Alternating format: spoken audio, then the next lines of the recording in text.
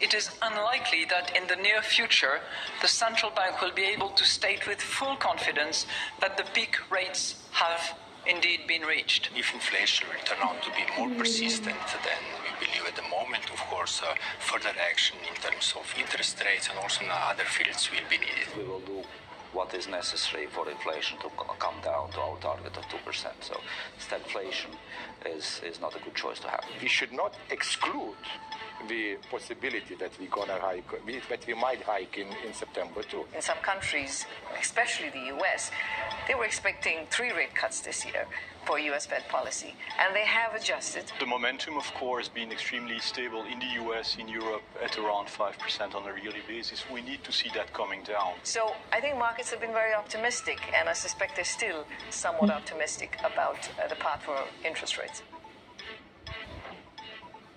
You know, I don't know what it is. It's been really clear from central bankers and officials that they're not going to cut interest rates. No one has ever said they will, at least on that side of the conversation. Yet markets keep hoping for, 12 months now. They've listened, though, finally, when you look at pricing. At least the bond market is that, look, maybe I should price out that possibility of a cut later on this year after the hammering down from G10 central bankers. Listen. It's going to be a very interesting panel, though, right, at Sintra today and Wednesday, right? When you have kind of the big shots, you have Powell, Bailey, Lagarde, and then Ueda. When you take a look at the FX and you see it, right? The euro's advancing. We've seen this sort of bullish across G10, except for the Japanese currency, which briefly hit 144. It just really goes to show where the divergence is and where the debate's really going to lie, really, later on. Yeah, so we'll stay tuned for that. I'll leave you with a look at the Aussie dollar. That's the big market story today, and this sort of soft inflation print, which we'll talk about in just a moment here, but very soft inflation. Markets briefly priced out mostly that rate hike next week. It's come back a little bit. Stay with us. This is Bloomberg.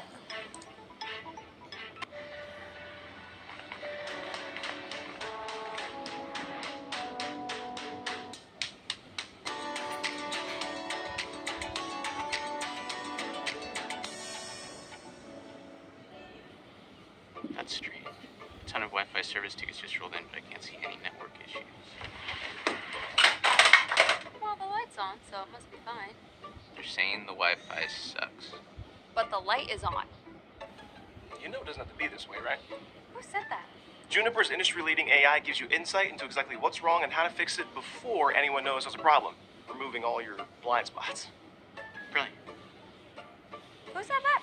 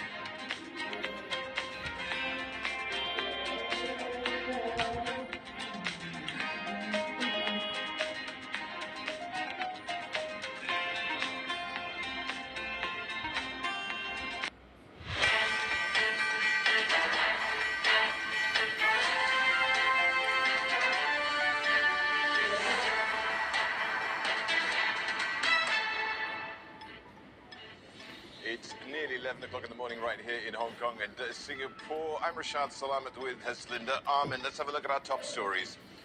The Australian dollar weaker, bond futures rising. That as May inflation comes in much, much cooler than anticipated. More gloomy news though from China with sliding industrial profits reflecting softer demand. Also ahead, Bloomberg reveals UBS plans to axe more than half of Credit Suisse's 45,000 strong workforce. Plus the latest on another finance mega deal, the merger of India's HDFC and HDFC Bank, set to take effect from next week. All right, let's just quickly check in on the market action overall, having a look at essentially what we have. And at the moment, Well, we've got a Hang Seng which has just turned positive. Equity generally mixed. We've got that Aussie print on inflation here as well.